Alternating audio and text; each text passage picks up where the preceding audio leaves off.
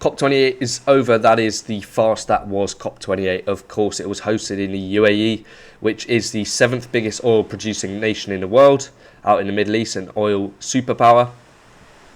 And 198 delegates, all the important people from 198 countries, flew in, private jets, aeroplanes, I suspect not using renewable fuel sources, to try achieve some consensus on the green issues of the day. The fact that there are 198 delegates does show how consensus is hard to achieve, and of course the summit ended up overrunning. The terms of the agreements of the deal were only released on the airways, released to the media very late on, much later than expected, and this highlights the difficulty in achieving consensus on green climate issues. And of course, consensus is necessary to tackle the big issues of the day. Everybody has to play their part.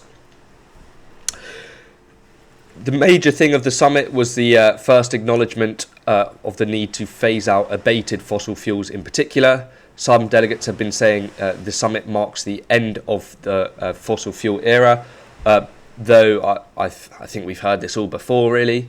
Yet that is not the only significant thing, because scientists and delegates also recognised that this would have to be done at different paces.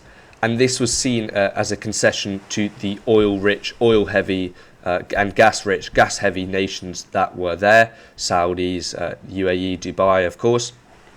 Whilst the loss and damage fund was set up and the need for it exacerbated and encouraged further, which was seen as a concession to those nations perhaps struggling more with the effects of climate change as opposed to causing it themselves. So concessions on both sides were made to form what has been called a historic deal at COP28, though, as I say, we've heard a lot of this before.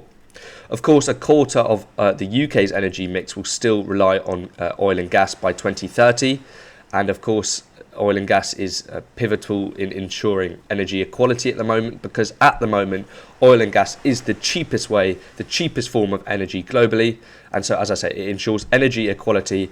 And I think a slightly better approach would be to allow the economies to grow with cheap energy, let the markets lead the way into developing the technology needed to secure widespread, reliable and accessible renewable technology before forcing it onto consumers, because otherwise, as we've seen with the Industrial Revolution, energy should develop before and the market should follow suit. That is how the UK has developed massively, and that is how industrialised economies have grown so quickly.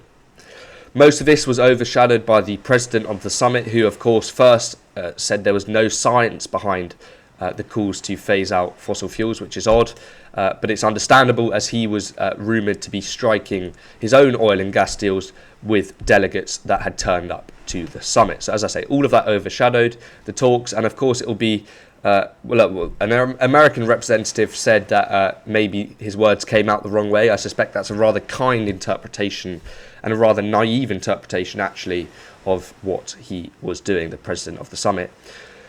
Of course, it will be oil-rich Baku that will host the next climate summit, and that is the UN climate conference. I think that probably says a lot about this summit itself.